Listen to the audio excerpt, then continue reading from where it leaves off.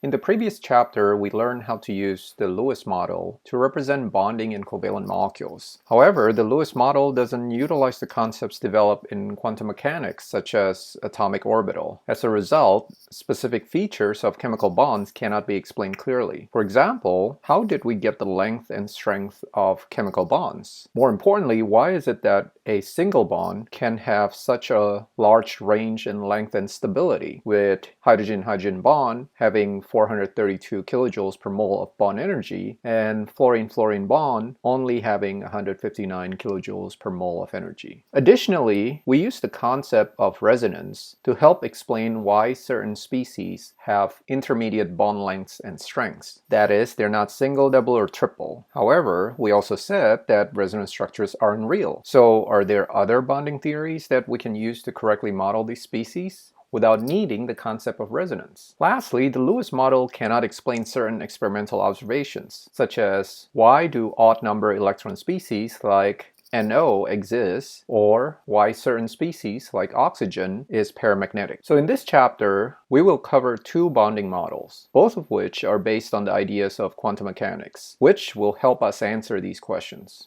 We will start with the first model, which is called the valence bond model. This model brings in the idea of atomic orbitals to explain the type of bonds we observe in the Lewis structures. Specifically, a bond is formed from the overlap of two valence atomic orbitals, each containing a single electron. The overlap of the orbital results in the pairing of the electron. So here's an example of an overlap between two 2s orbitals, resulting in a bond. Now, several of the main ideas of the valence bond model is shown here. A bond is an overlap between valence atomic orbitals. Each atomic orbital brings in a single electron. The electron pairs up when the overlap occurs. That's when the bond forms. The overlap results in an increased electron density between the nuclei, because an overlap is effectively a constructive interference between the wave functions representing these orbitals. The increased electron density helps to attract both nuclei, which results in a stable bond. Now, this of course also means that the more overlap you get, the stronger that bond will be. Now, using the wave function of each orbital, we can calculate the properties of the resulting chemical bond. For example, the bond strength or the bond length. Now, electrons are localized, meaning that they belong to specific atoms if they're lone pairs, or specific pairs of atoms if they're bonding pairs. Let's look at some examples of molecules and see how we can use the valence bond model to explain their bonding. We will compare three molecules: H2 or hydrogen, F2 or fluorine, and HF or hydrogen fluoride, all of which have single bonds in their Lewis structure but with very different bond lengths and strengths. Now, let's take a look first at H2. How can we explain the bonding in the H2 molecule? To do this, we have to look at the valence orbital that each H atom has, which is the 1s orbital. Each 1s orbital contains one electron, so that's what the H atom will use to bond with the other H atom. The bond here is formed by an overlap between the two 1s orbitals as shown in this diagram, resulting in the H2 molecule shown here. Now, what about the bonding in F2? First, we need to look at the electron configuration of each F atom, which is shown here, and it has 7 valence electrons, but only one is unpaired. So that electron is the one that would form a bond in F2 by pairing with a single electron from another F atom. So that means the F2 bond is an overlap of two 2p orbitals, which contain that single electron. Now, because the H2 molecule is an overlap of two 1s orbital, and the F2 molecule is an overlap of two 2p orbitals, we expect the two bonds, even though they're both single, to have different lengths and different strengths. And that's how we can explain the difference in properties of bonds, even though in the Lewis structure, they're drawn exactly the same way. Now, what about the HF bond? Here, each atom has a different orbital that it's bringing to form the bond. H has the 1s orbital and F has the 2p orbital. So the resulting bond comes from a 1s 2p overlap. illustrated here. And so that means that HF will have yet another bond property and different compared to the other two single bonds. So hopefully this brief explanation gives you an idea of how we use the valence bond model to explain properties of chemical bonds. Although we can't actually calculate these bond lengths and strengths, I hope you get the concept of how the model is applied. One of the important ideas developed by the valence bond model is the two types of bonds that can be formed when you have orbital overlap. They're called sigma bond and pi bonds, which is shown below. A sigma bond is formed when two orbitals overlap in a way that is cylindrically symmetric around the bond or internuclear axis. The three drawings here show examples of sigma bonds. The internuclear axis is this line here that connects the two nuclei of the atoms that make up the bond. The picture shows sigma bonds from the overlap of two s orbitals, one s and one p orbital, and two p orbitals. As you can see, if you were to rotate the top part of the overlap orbitals around this line or the bond axis, you get the bottom part. That's what cylindrically symmetric means. The second type of bond is the pi bond. This bond is formed when there's a single nodal plane along the bond axis, meaning that there is an area of zero electron density along the bond axis. The picture at the bottom here shows three examples of pi bonds. The first one is formed by a side-to-side overlap of p orbitals. So these can be either px or pz or py, depending on how you draw the p orbitals. The other two examples of pi bonds result from overlap between p and d orbitals and between two d orbitals. Now we won't see these in general chemistry, but you may see them in future chemistry courses. The key here is to note that all of the pi bonds have this nodal plane intersecting the two lobes of either the p or the d orbitals. Now an example of a molecule that has both types of bonds is the nitrogen molecule, or N2. The Lewis structure of N2 is shown here, and it has a triple bond. To illustrate the valence bond representation of N2, we first start with the electron configuration of each of the nitrogen atom, which is shown here. You can see that there are three unpaired electrons, one in each p orbital. To show the bonding that occurs, we must draw the three p orbitals for each n atom. Now recall that p orbitals are oriented along each coordinate axis, x, y, and z, as shown here, which means that they are orthogonal or perpendicular to each other. Another key thing to note is that one p orbital has two lobes with two different colors, indicating that they have opposite phases. One is positive and the other one is negative. The drawing here shows each n atom with three of the p orbitals, the purple one and then two of the red ones. Now I want to note here that the designation of x, y, and z sometimes changes around. Z is typically the one that goes vertical, but then the x and the y might change depending on the coordinate system that's being used. As you can see here, one p orbital, the purple one, is overlapping with the other purple p orbital to form a sigma bond. We can see that because that bond has a very similar look to the one we saw earlier for a sigma bond, which is what we call a head-to-head overlap or an end-to-end overlap. The other two p orbitals, the ones that's here and then the one that goes in front and behind the plane there, both of them have a side-to-side overlap with the corresponding p orbitals from the other nitrogen atom. It's really difficult to show that overlap without making this picture too crowded. So below is what the side-to-side overlap actually look like. It ends up making a sausage-looking orbital shape after the overlap. So you can imagine that one of these is an overlap between this orbital, the vertical orbital here, with the other vertical orbital here. And then the other one, the front and the back one, would be the overlap between this p orbital that goes front and back with the other front and back. So to summarize, in the triple bond in nitrogen, there is one sigma bond and two pi bonds. Now an easy way to determine the number of sigma and pi bonds bonds is to use the following rule. A single bond is always a sigma bond. In multiple bonds, there is one sigma bond and the rest are pi bonds. So for example, if you have a double bond, one is sigma and one is pi. If you have a triple bond, one is sigma and two of them are pi. A sigma bond is stronger than a pi bond because there's a larger overlap volume in a sigma bond. This explains why a double bond, which has a sigma and a pi bond, is not doubly as strong as a single bond. You can confirm that in the table of bond energy for carbon-carbon bonds. The single carbon-carbon bond is 350 kilojoules of energy per mole of bond, whereas the double bond is 611, which is not double that number. So that indicates that that second overlap is a weaker overlap compared to the first overlap, and that's why we say there is one sigma and one pi bond. If you look at the triple bond, it's the same idea. It's not triple that value because that additional bond is not a sigma bond, it's a pi bond. So let's take a look at an example of using the valence bond model to draw the bonding in the H2S molecule. We always start with the electron configuration of each of the atom first. So the hydrogen atom has a single electron in the 1s orbital, and the sulfur electron configuration shows that it has two single electrons, both of them in the 3p orbitals. And I'm coloring the electrons differently just to be able to illustrate them in the orbitals here. So if we draw sulfur and hydrogen, so here what I'm showing is the sulfur with the three different p orbitals colored differently, black, red, and green. And then the hydrogen or orbitals, which is the 1s, is colored in yellow. So what you see here is the overlap between the 1s with one of the 3p orbitals, and I shaded it in black to show that that's where the area of overlap in, and that's where the pair of electrons would be found. And then here's the second overlap, which is with another 3p orbital overlapping with the 1s. So if we were to predict properties of the bonds in the H2S molecule, we would say that because the p orbitals are 90 degrees between this one and that one, we would predict that that bond angle would also be 90 degrees for the H2S. And in fact, experimentally, we measure this bond angle to be 92 degrees, so it's very close prediction to the experimental value. And then we would say that there's two sigma bonds, the sigma bonds being the overlap of each of the orbitals, and there's no pi bond because there's no p orbital to p orbital overlap.